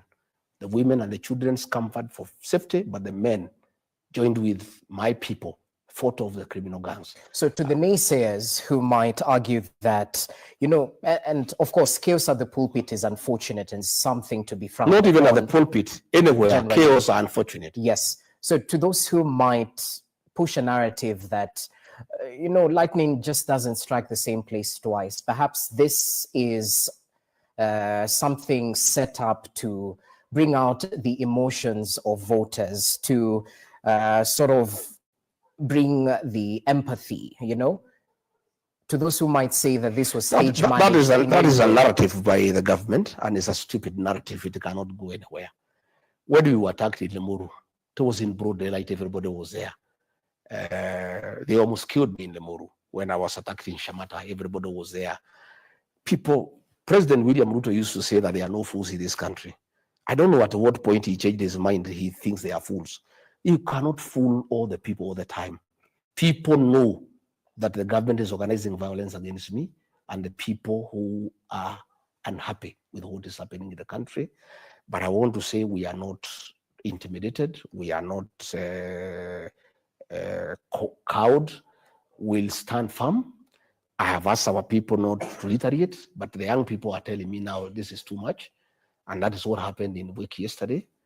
And much as we have told our people not to, counter these gangs, I'm not sure that will happen anymore from what happened yesterday in Wiki. Okay. They'll be countered because really, if the police do not want to keep law and order, the Deputy Inspector General of Police is the one who told the police to keep off. I've heard DCI saying that they were not aware. They were told not to keep off, and they called us, policemen from Wiki. We are told not to come. So if the police do not want to keep law and order, if you want this country people to take the law into their own hands, there's nothing we can do as private citizens. Even I was told when we had this interview, the local member of parliament back home there was saying he'll organize goons to attack my Wamanyoro home to distract the attention of the people from this interview. If they want to attack my home in Wamanyoro, let them go ahead. They can touch the house. They can do whatever they want to do. My former PA, who now works for the president, was even saying that he'll organize people to attack my businesses in Nyeri town. They can go ahead and do whatever they want to do. What I know is that our people have made certain decisions. Those decisions will not be changed by them harming me, by them burning my house, by them burning my property. It will just solidify the resistance in the mountain. It will just harness the rebellion in the mountain. And the more they do it, the worse it becomes. Whatever little gain the president may have made in that trip was cancelled yesterday when goons attacked us in charge. Okay. The people of the mountain are very Christian and they believe in God and the sanctity of places of worship by government sending people. And the conversation in the mountain last night was, this reminds us of Kiambaa Church. The impunity when 35 women and their children were in a church in Kiambaa and goons went and touched them inside the church. And when they tried to save the children, they say, let us die, but let the children not die. They removed the children through the window. These goons took the children back to the church and burnt them. What happened yesterday, the message it has sent to the mountain, is that the same people who had the impunity to burn Kiambaa Church and people inside are back.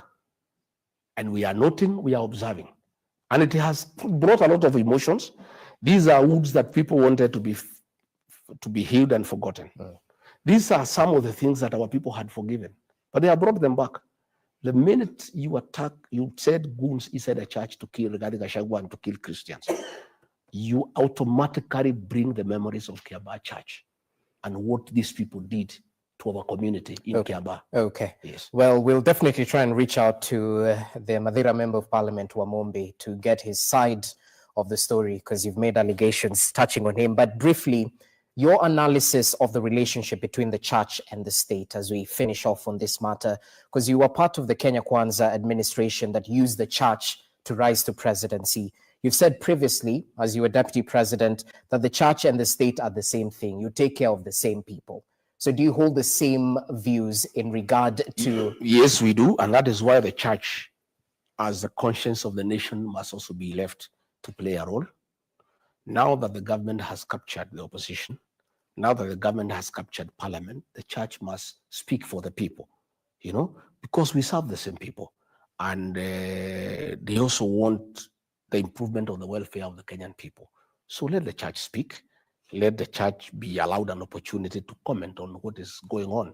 Let us not, persecute the church, because I had some politicians saying, let the church leave the politics to us. There's nothing like that. Okay. The church leads people. All these things is about the people. It's only that people play different roles, but it's the same people. The welfare of the Kenyan people is important to everybody, from the state to the church. And people must be allowed to comment freely. And what we saw yesterday is interference with the freedom of worship. Okay. Then I want to ask our young people, especially from our community, don't take little money and harm your brother and sister.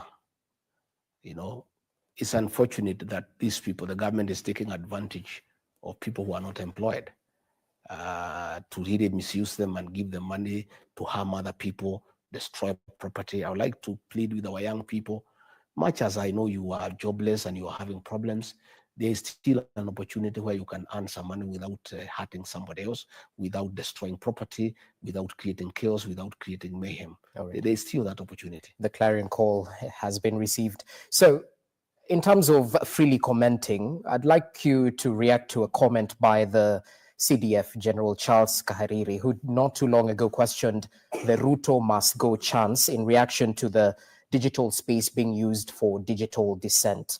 Not too long ago, equally, we saw the Inspector General of Police during a political gathering. He spoke briefly away from politics, but his presence spoke a lot. He mentioned that he was there for security, to plan the security ahead of the president's visit in the region. But if you put these two things together, as much as the police is independent and the military should be apolitical and not suppress the freedom of speech, don't you think that this Ruto must go chance can actually incite an unconstitutional action? I don't think so. Ruto must go is a clarion call for preparing people for the general election. Moi must go was there. Moi was not even a candidate in 2002, but it was there because he had a project. That did not lead to any unconstitutional change of government. I think people are just gearing towards the election, and our constitution guarantees the freedom of expression, freedom of speech. If you feel dissatisfied with the performance of William Ruto and you say he must go, you have committed no crime. You will be able also to express yourself on the ballot. What the CDF said is very unfortunate. You know, the military is most trusted institution in this country, and our military is very professional and is respected. That is why you find we have been called to oversee peace missions by the UN, by the AU across the world for years, you know, because our military has been very, very professional. That's why you find even when the military came to the streets during the Gen Z were marching with the soldiers because they have confidence in them. I don't want to advise General Kahariri, but I haven't worked with the President William Ruto. I want to tell him to be very careful. I saw the way IG Japheth Kome was set up by President William Ruto during the Gen Z protest. He set him up, go and say this, go and say that, go and say this. And then when there was too much pressure, he called him in my presence and asked him to resign. Probably the general has been told, go and say this so that there's public backlash, and probably prepare a way for his exit. I am not sure, but let him be careful because I know President William Ruto. IG Kanja spoke in Kikuyu in Nyeri, asking people whether they are happy that the president has come. He has no business as IG to go and market the president in Nyeri or elsewhere. That is not his work. And even if he was there to keep security, that also begs a question. How insecure was the president that he needed the IG himself?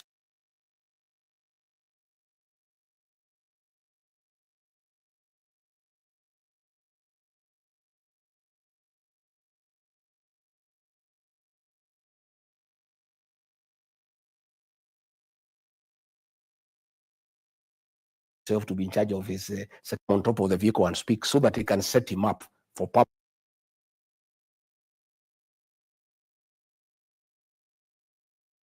backlash, so that if they want to exit him, they have somewhere to start. That's the way they did to Japheth Kome. I want to ask IG Kaja, I want to ask General Kahariri, be careful. The president has been a purge of people from our region. Probably you are being set up, and you be careful. Be very measured in what you say.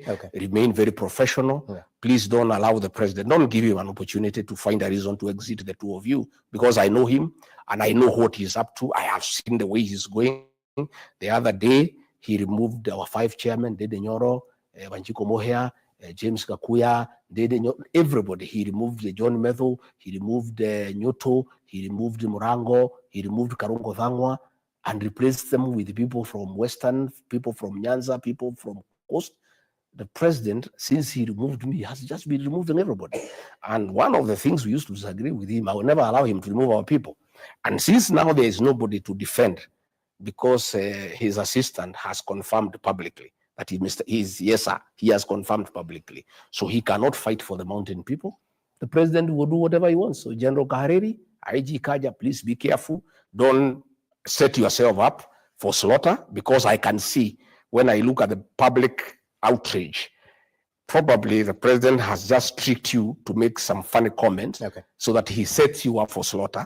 You know, just the way he had told me to talk about the shareholding, he set me up and then used the whole thing to exit me. So he told you to talk about Yeah, he's one. He has one who told me, wewe hii maneno ya watu wetu wale walitupigia kura, wewe pigia debe, wewe pigia hao debe. Then he used the same thing to set me up. So I think General Kahariri, Kanja, I think the president is setting them up. Let them be careful. Okay. I'd like to pick a few questions from our viewers as we conclude our conversation.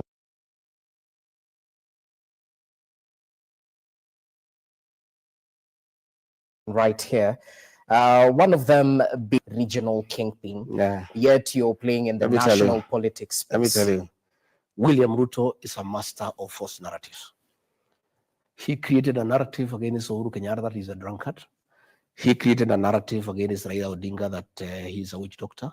He is creating a narrative against Rigathi Gachagua that he's a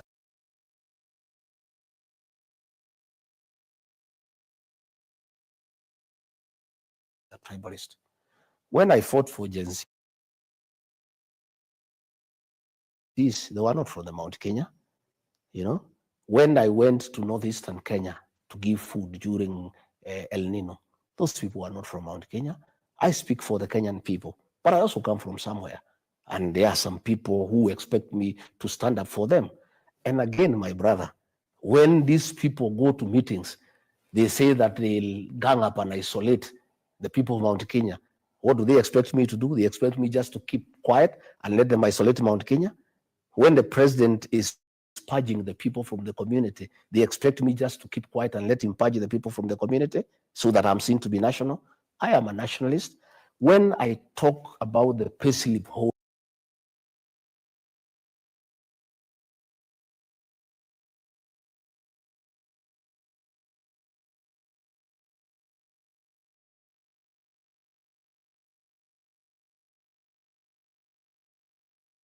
holders, when me as a, Nurdin Haji is not doing his job properly, they try to create a narrative that I have something against Somali.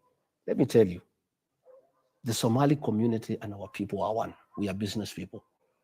If you go from Thika here, Sagana, Karatina, Narumoro, Nyanyuki, Meru, the Somalis are everywhere. If you go to Isili here, the Kikuyu community and the Somali community are one, and we work together. And myself, I do business with the Somali community, and there is no way the people of Mount Kenya can survive business-wise without the Somali community. But simply because I talked about one individual, they try to say that I have something against the Somali community. I'd like to assure the people of the Somali community, yourselves and the people of the mountain are one. We are business people. And by the way, the Somali community are good people. They are trusted. You don't even have to write anything. These things I had agreed with William Ruto. If I had agreed with the Somali, I will not be here in this position today. They would keep their word. So that narrative of trying to say I'm tribal is William Ruto. And that is why you see, when he went to the mountain, if he was a man enough, why didn't he talk about me anywhere in any meeting? Why didn't he start in Kirinyaga or in Embu and say Rigathi Gachagua is a tribalist? He wouldn't, because the people know. When you say Rigathi Gachagua is tribal, you are actually fighting the people of the mountain. All right. How come President William Ruto is cheating the people of the mountain that he has a 20-year friendship with them, yet he superintended over a meeting where the Honorable Wanyama said the people of the mountain should be isolated. William Ruto was the last speaker. How come he did not admonish him and say that is wrong? And then he's here cheating the people of the mountain of mobilizing all other communities against the people of the mountain. Okay. So your claims on the president's commercial interest in DRC seem to leave more questions than answers. A couple of viewers are asking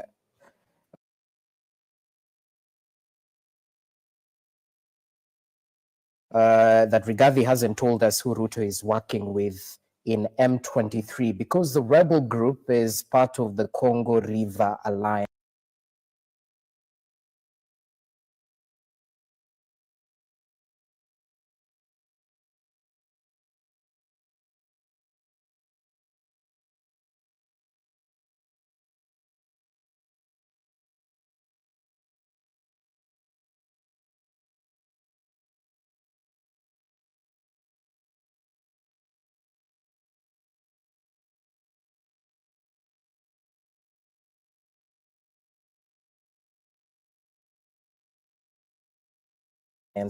Is there any other president in the region that is what do you think, Uhuru Kenyatta? President Uhuru Kenyatta is leading the peace process. Why is he having a parallel engagement with the M23 if there is nothing sinister? Someone else is asking, do you believe the president is sincere in sending Raila Odinga to ease the tension in South Sudan, considering that you doubt Ruto's take on Sudan? Well, I talked about the Sudan, not Southern Sudan. Oh, yes. Now he's asking. But I don't know. William Ruto are two different people. What he says in public, what he does in office, in private, are totally different things. And in fact, most people who came to the mountain, like 20% wanted to see whether he's the same person who used to come and talk to them. Because all the things he told them, he has done the exact opposite. He went to a place there in Laikipia West to open a classroom done by KDF. But the cost of going there, 9 choppers at a cost of about 4 million shillings, more than 200 vehicles. The personnel, the per diem, the whole thing would have put up about 5 schools. People are just looking at him. He went to Nyanyuki, market, and the market was closed from morning to evening to wait for him. What used to happen during the Moi era. And he was not coming to do anything because he's not an engineer, he's not an architect, he's not anything. When he went to Meru, to open a sewage that he had opened 7 years ago in Maua, instead of going to Nithi Bridge and giving a practical solution, because that is what he promised the people. Well, he said before the 2027 but he had said 6 months, and he should stop telling people about to have faith in him. He made promises.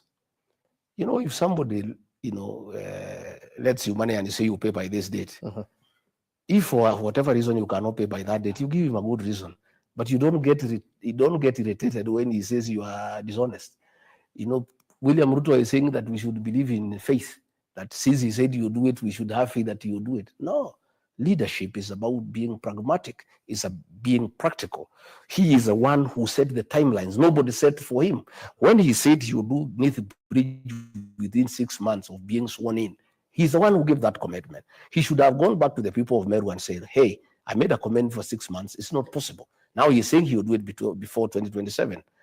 What the people are saying, not just in the mountain, but across the whole country, they are saying, don't say it anymore, just do it, and they are saying, do what Mwai Kibaki did. Don't come to inspect projects, don't come to launch, do it, finish, then come. Mwai Kibaki, when he did Thika Road, and it was done, you know what he did? He just drove through the road to Othaya. Yeah, no fanfare, nothing, just to see and enjoy that the road is smooth. Let all these projects be finished. Yeah. Then when they are finished, he can come and launch. He went to a place to launch 4 posts in a pickup. What is that? Transformers. Those are things that the assistant county commissioner can do, because the cost of moving a president, my friend, the cost of moving a president. It's so enormous. And in what he is launching, the movement,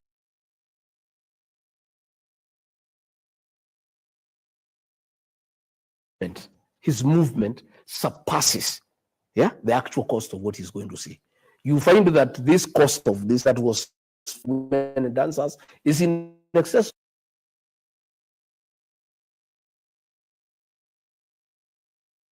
of $1 billion shillings. Then let me ask you this, because the president said during the Mount Kenya tour that the people will examine all of the politicians in 2027. He added that he will be ready for that political test since he's preparing for it through the actualization of promises that were made.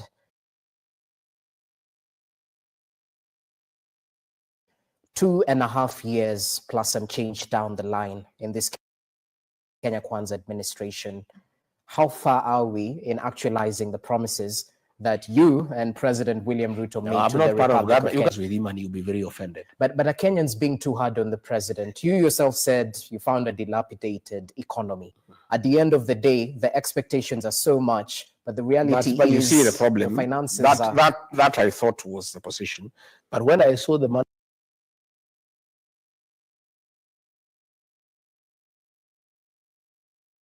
was available the way it is being used, like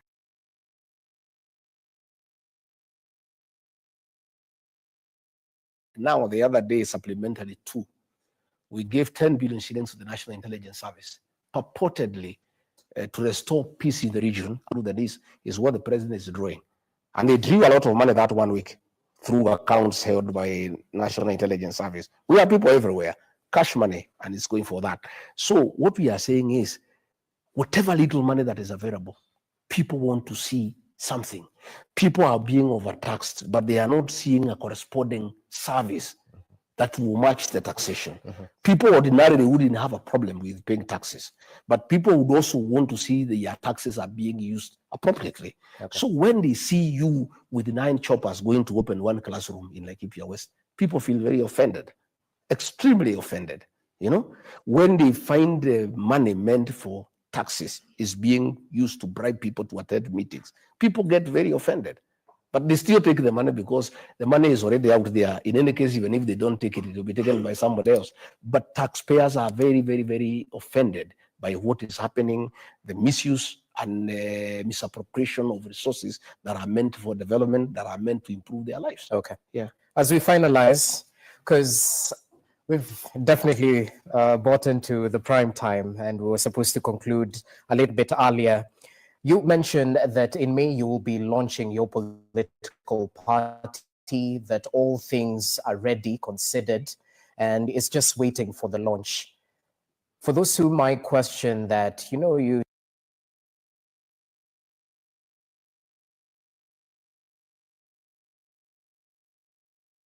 still have an impeachment hanging over you and you're locked out of office, what exactly is the end goal? And the last time we were talking here, you said that you could force a mini general election. Is that still in the plans?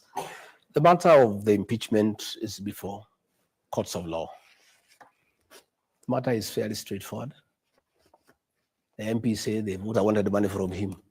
If I wanted the money from the president, there's nothing unconstitutional about it. So it's very clear, really, that there was nothing, and I'm sure the judges have taken judicial notice of these pronouncements, that all the MPs are saying they had to get rid of me because if they don't get rid of me, I will get rid of them. So I believe the law will take its course. But as I told you, the right to file for office is absolute, is protected in the Constitution. And our Constitution is very clear that you cannot be barred from running for office until you have exhausted the available remedies in law that is fighting your case all the way to the Supreme Court. We have not even started, So if the matter is not concluded before 2027, I'll fight for whatever office I want to fight for. If I want to fight for president, I believe I'm qualified. If I want to be whatever, I'll do whatever I want to do. And that matter is being used by my opponents to tell people on the mountain, don't follow this man. he cannot run for office. I don't have to run for office. I have a responsibility to unite my people, to make them relevant in the national political discourse. I have a responsibility to craft a political party, a political vehicle for the region so that they can participate in a meaningful manner in a general election. I have a responsibility to mentor young people, which I'm doing. I don't have to be in office. You know, my friend, you know, many people think about positional leadership. You know, leadership is defined in many aspects. You have positional leadership, you have charismatic leadership, you have traditional leadership, you have effective leadership. I am in effective leadership.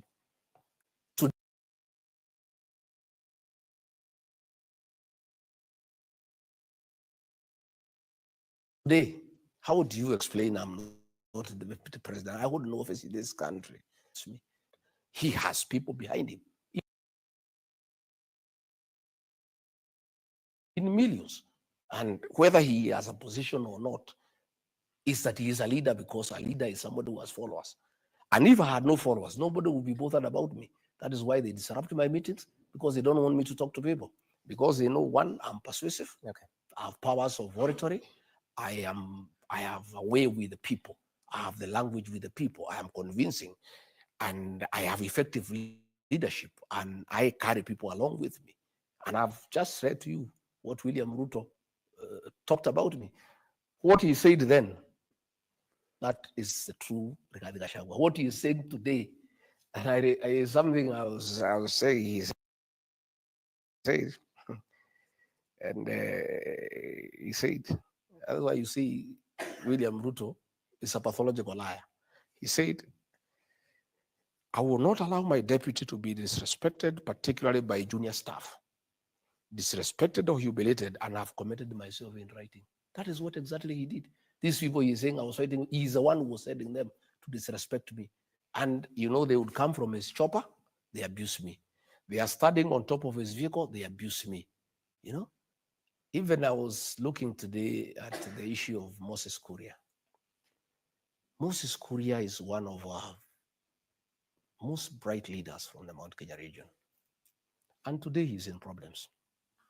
When Moses Kuria was Minister for Trade, he's the one who started the county aggregation and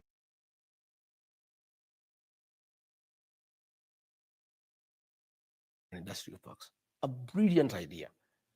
Since they removed him from there, that project is stuck.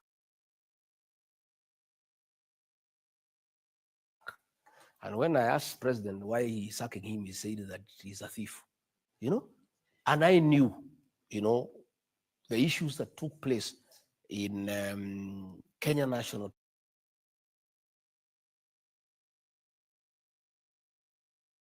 Trading Corporation, KNTC. The procurement was done in State House. And when they brought edible oil and rice and there was a scandal, they wanted to push it to Moses Kuria and another lady called Pamela who has been taken to court. And they have used this thing to intimidate Moses Kuria, that they can open, trumped up charges against him. But I really want to ask a question. I was asking myself, if the way the president told me he removed Moses Kuria as minister because he was corrupt, how come today that Moses Kuria, today the court allowed these things to be auctioned? If he had money he had stolen from the ministry, he would be able to pay his debts. Again, the president did not want any leader from the mountain who has a brain, who is principled, and who can do anything. That is why he got rid of Rigathi Gachagua, Moses Kuria, Mithika Linturi, Justin Muturi. You're talking about Moses Kuria, who's the economic advisor to the president. I am saying you cannot remove. So he's not getting rid of. You cannot get a man as minister and make him an advisor. That is a joke. It's like chasing away a wife and making him a maid in your house. It's very disrespectful. Okay. But I want to say, yes, Moses Kuria, you cannot replace Moses Kuria with William Kabogo. It's an insult to the people of Kiambu and the people of the mountain. Moses Kuria is a brilliant mind. And I can tell you this idea of pipes that Moses Kuria came up with. Had the president allowed him to stay as minister for investment, trade, and industry. Today, those things will be working. And we will not be having the situation we are having with avocado, with carrots, with potatoes. Yeah, but because he's a brilliant mind, yeah,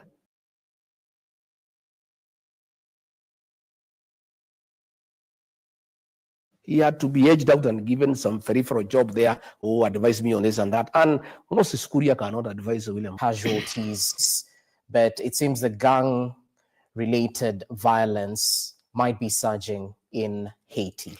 I sat with the president when he made a decision to take our policemen to the Haiti. And as a former security officer in government,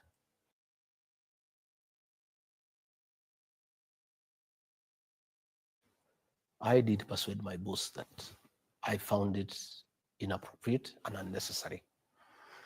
And Donald Trump has taught us a big lesson, that America first. What is the point of us going to help the people of Haiti when we have security challenges in this country? We have problems in the North Rift. We have problems in Wajir. We have problems in Mandera. We don't have enough policemen, yeah, to help our security situation in the country. Again, we voted funds in the National Treasury when most of our police stations have no vehicles, when our officers have no uniform. What is the point of trying to look so international to take our force to take our officers to Haiti when we have serious challenges in the country? And I think the president told us that time that the whole thing will be done by the United Nations. But I still find them appropriating money in the budget for Haiti. But he gave us a promise that we are not going to spend a cent. But I still had a problem. I told him, Mr. President, even if we are not going to spend a cent, I would rather these officers help our people here in the country because we have serious security challenges and we don't have enough officers. So to me, the whole thing was misguided. It was unnecessary. And I think the former ambassador to the US, Meg Whitman, was very close to the president. I think she's the one who persuaded him. And because the president that 1 year wanted to look very international, to be everywhere and to look as the new guy on the space, he was willing to do anything to get an international image. The whole thing was misadvised. It was unnecessary. It has backfired. Mr. President, please, only a fool doesn't change his mind. Cancel this thing. Let our boys and girls come back home so that they are safe and they can also take care of their motherland. Just the way America is doing. They are saying America first. Ushughulike mambo yako kwanza. Wewe unajifanya mjuaji atakwenda kusaidia Haiti na hapa nyumbani police stations have no vehicles. I had these MPs who are there telling the president we have no vehicles. These ones who follow him, you know. Yet money, 2.5 billion has been allocated to Haiti. Why can't we have that money to purchase vehicles so that they can be able to do patrols, they can be able to do maneuvers, they can be able to secure our country and make sure our people are in peace and they are secure. Okay. In conclusion, Rigiji, all things said and done, major pronouncements have been made by you. You've substantiated some of these pronouncements. Others remain as allegations. But to the Kenyan who's watching back at home, who might be balancing between trusting a man who worked closely with the head of state or trusting the head of state himself, who you've castigated vehemently, what do you tell the ordinary Mwananchi, not just the Wanjiko, but the Mora all across the country? The people of Kenya knows between Rigathi Gachagua and William Ruto who lies. It's obvious. Instances are there. All the things he has said he'll do. He said that when he becomes president, he'll give free diapers to the people of Kenya. Nothing. He said he'll supply gas cylinders to every home. He has not. He said he'll put money into people's pocket. He came and took the little that was there and took it to housing. He said there will be no abductions and extrajudicial killings. It is happening. He said he'll not interfere with the relations of friendly countries. He's interfering. He said he will not use the criminal justice system to manage politics. He's using DCI to harass Kadhoni Wamuchomba, to harass everybody. Everything that he told the people of Kenya he'll do, he has not done. It's not everything. Aren't No, you no, throwing what- the baby with the there is bathwater? nothing. There is the Not only everything. thing. Top of in my fact, head, the hiring of teachers. the hiring of teachers against the law. Teachers are supposed to be hired by the Teacher Service Commission. The women rep from Murang'a publicly said that these forms are issued in State House.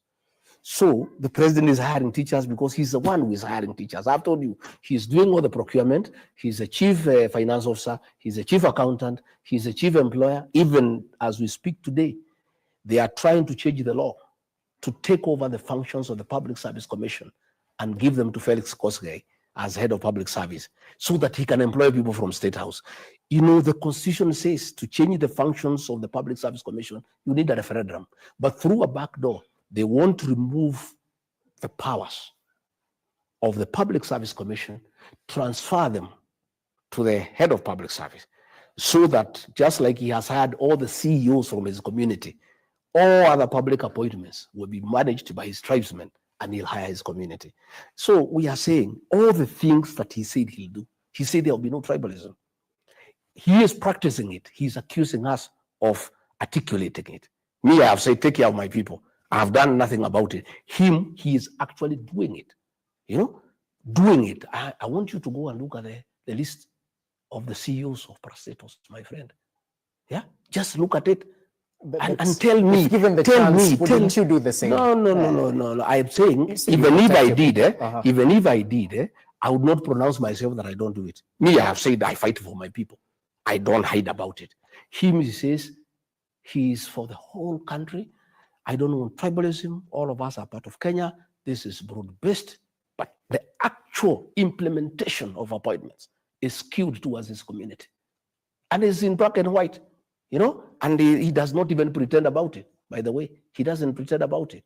So I am saying, between me and William Ruto, don't even ask me that question. Ask the people of Kenya. They know who is lying, who lies every day, and people are tired of these lies.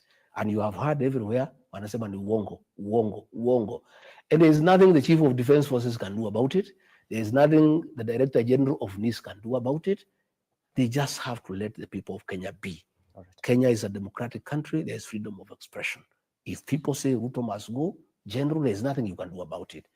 If you want to help the president, sit him down and tell him to correct the issues that have annoyed the people of Kenya and why they are saying he should go. Don't treat the symptoms, treat the disease. Find out where is it that the president has lost the people of Kenya. Why is it that a man who was so popular 2.5 years ago, a man people believed in, everybody now is saying he should go. And if you go to social places, everywhere in the whole country, you know, they were trying to say it's a mountain issue. It is not. It is across the whole country. The other day, they were here in the Nyayo National Stadium. The people from the mountain don't go to watch football. It's the people of Western, the people of Nyanza. The whole stadium was just saying Ruto must go. You saw the other day in Kisii, when the Shabana meeting. If you go to all these nightclubs at night, in Kisumu, in Nakuru, in Mombasa, the chant is the same. And there's nothing the general can do. You just let the Kenya people be, allow them to express themselves. And the way the president said, and if he means it is good for the country, he said that he'll subject himself to a test. And if the people think he has done a good job, they allow him to continue. If they think he hasn't done a good job, he'll go back and do farming. Mr. President, that is the spirit. So don't abduct young people when they say you should go, leave them alone. Because you have said yourself that you are willing to go home if you don't perform well. So these people who are criticizing you, let them be. If it's regarding Gachagua, he is doing his politics, stop sending goons to harass him. You know, don't disrupt his meetings. Just be true to what you said, that you are willing to subject yourself to a test by the people of Kenya, and you'll accept the results. But don't harass people who are of the opinion that you have not done a good job and you should go home. All right. Just leave them alone. Okay, well noted. That's a parting shot, a good place to end this particular conversation. Thank you so much, Rigathi Gachagua, for your time, for your input in this deliberation we had right here. And we'll definitely look upon you to substantiate some of those allegations that you've made in the full of time. Asante sana. Asante. That's how we wrap up this conversation. Thank you so much.